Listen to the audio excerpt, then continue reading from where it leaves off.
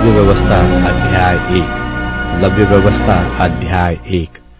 यहोवा ने मिलाप वाले तंबू में से मूसा को बुलवाकर उससे कहा, इस्राएलियों से कह कि तुम में से यदि कोई मनुष्य यहोवा के लिए पशु का चढ़ावा चढ़ाए, तो उसका बलि पशु गाय बैलों व भेड़ बकरियों में से एक का हो। यदि वह गाय बैलों में से होमबलि करे, तो निर्दोष नर मिलाप वाले तंबू के द्वार पर चढ़ाए कि यहोवा उसे ग्रहण करे, और वह अपना हाथ होमबलि के सिर पर रखे, और वह उनके लिए प्रायश्चित करने को ग्रहण किया जाए।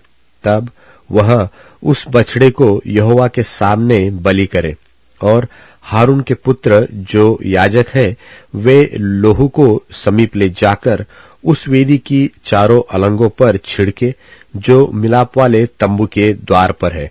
फिर वह होमबलि पशु की खाल निकालकर उस पशु को टुकड़े टुकड़े करे।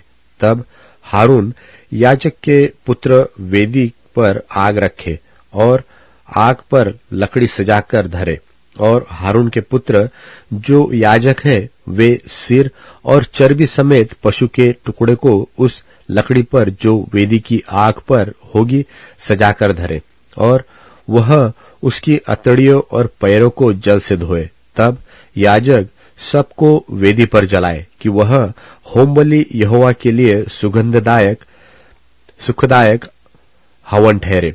और यदि वह भेड़ों व बकरों का होमबलि चढ़ाए, तो निर्दोष नर को चढ़ाए, और वह उसको यहोवा के आगे वेदी की उत्तर वाली अलंग पर बलि करे।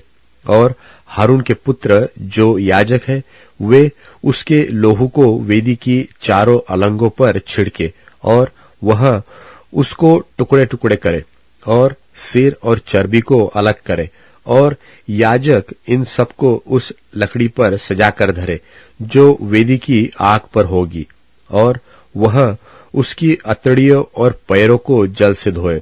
और याजक सबको समीप ले जाकर वेदी पर जलाए कि वह होमबलि और यहोवा के लिए सुखदायक सुगंध वाला हवन ठहरे।